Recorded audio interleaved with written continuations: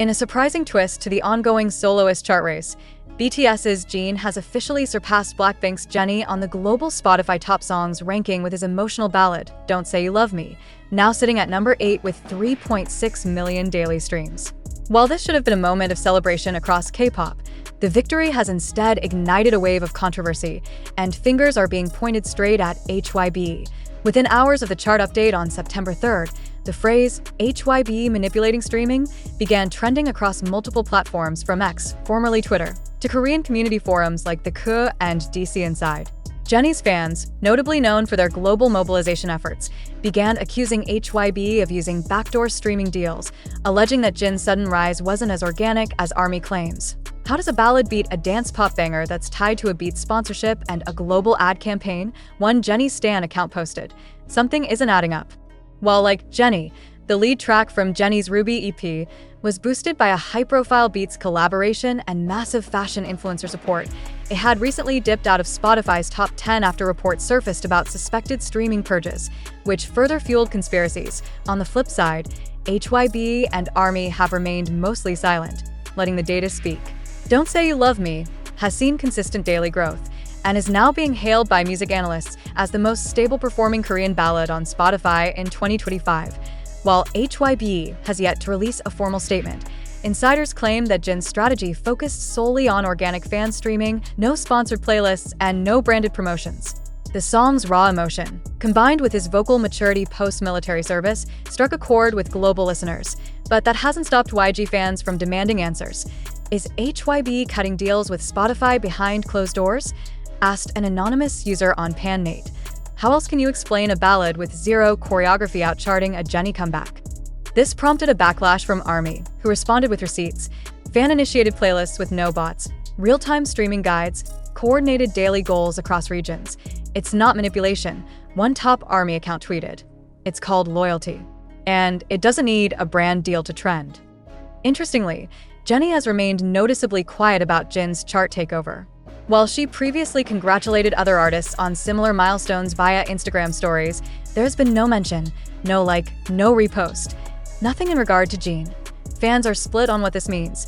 Some speculate that YG is distancing Jennie from the drama, while others wonder if an unspoken tension between the two top-tier soloists is brewing beneath the surface. The silence is louder than any tweet, wrote one international fan. Jennie isn't just a fashion icon, she's a chart warrior. Losing this spot probably stings. This controversy isn't just about one song or one ranking. It has exposed the deep-rooted fan wars, industry pressure, and insecurities behind K-pop's streaming culture. With Jin's Run Seokjin _EP tour grossing over $32.5 million and drawing more than 217,000 attendees across 18 cities, and Don't Say You Love Me now being hailed as the ballad of the year. The idea that his success must be rigged speaks more about the industry's shifting power dynamics than the artist himself, whether HYB addresses the accusations or not.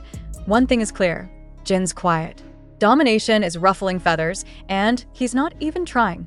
As the dust refuses to settle, the silence from Jennie and YG Entertainment has become a central focus of fan speculation. What does it mean when one of K-pop's most vocal and fashion-forward soloists suddenly refrains from engaging publicly with a fellow artist's record-breaking moment, especially when that artist is Jin of BTS? Industry watchers believe Jennie's lack of acknowledgement regarding Don't Say You Love Me, now Spotify's highest-charting Korean solo ballad of the year, is not mere coincidence, but a strategic withdrawal from the growing firestorm. Jennie has always been image-conscious. She may not want to appear reactive or defensive, said entertainment columnist Lee Min-seo on Arirang Culture Hour. But fans notice silence more than noise. Indeed, silence has become its own form of response.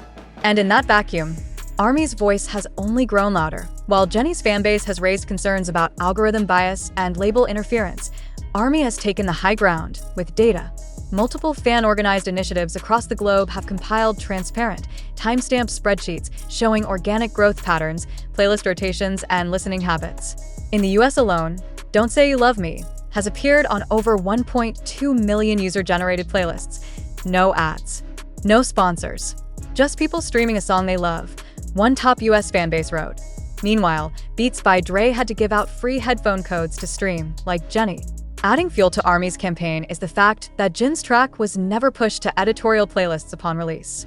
It climbed entirely through algorithmic discovery, virality, and global word-of-mouth on September 6, less than 24 hours after Jin's chart milestone was reported by Billboard Korea. Jennie posted a cryptic Instagram story, a black and white selfie with the caption, "Some things speak louder when unspoken." The post sent fandom spiraling. Was it aimed at the noise around Jin? Was she expressing frustration with the backlash?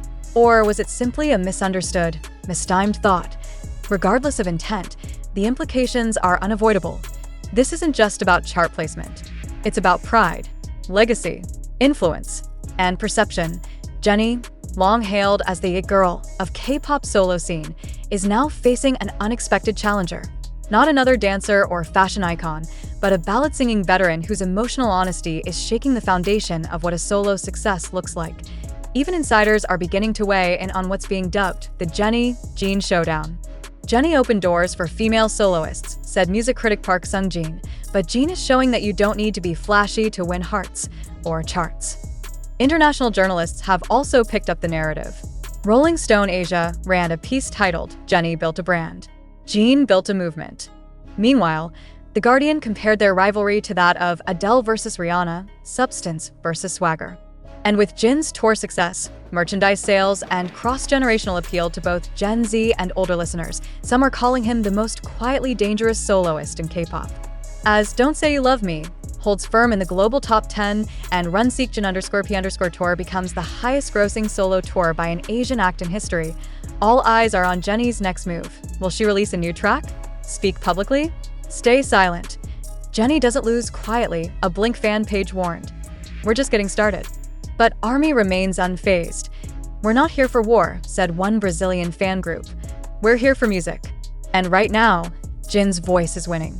As the friction between BTS's Jin and Blackpink's Jennie continues to dominate both Korean and international headlines, fans and insiders alike are bracing for what could be the most dramatic showdown in recent K-pop history. Mama 2025, set to take place in Tokyo on November 29th, the annual Net Asian Music Awards is already rumored to be preparing a historic soloist stage lineup, with both Jin and Jennie reportedly in talks to appear.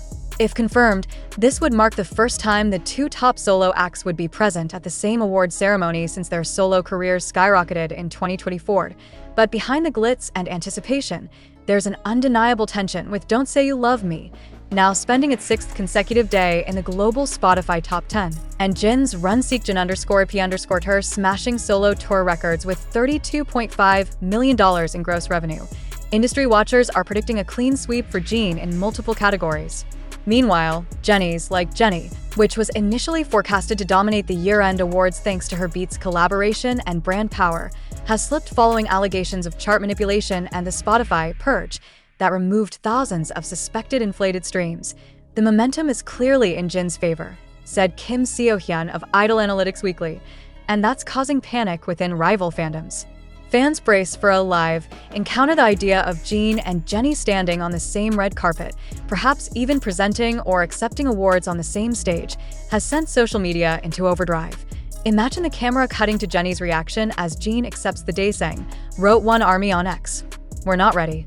Blinks have fired back, warning that Jennie has a long history of reclaiming her crown when least expected. Many believe YG Entertainment is prepping a surprise stage for Jennie at Mama. Potentially a new track drop or a performance aimed squarely at reminding the industry who pioneered the luxury soloist blueprint. Jin may have the charts now, but Jennie owns the stage. One Jennie fan site posted defiantly, "What began as a quiet streaming race is now being seen by many as a proxy war between HYB and YG. Two entertainment giants whose artists, concepts, and fan bases have collided before, but never this."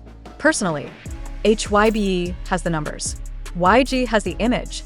But right now, the numbers are winning, said cultural analyst Ha Ji-young. This is the closest thing K-pop has seen to a cold war between soloists.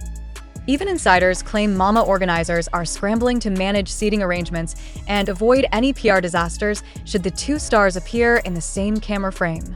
"This is bigger than just performance planning," said one unnamed staffer. "It's fan management on a global scale."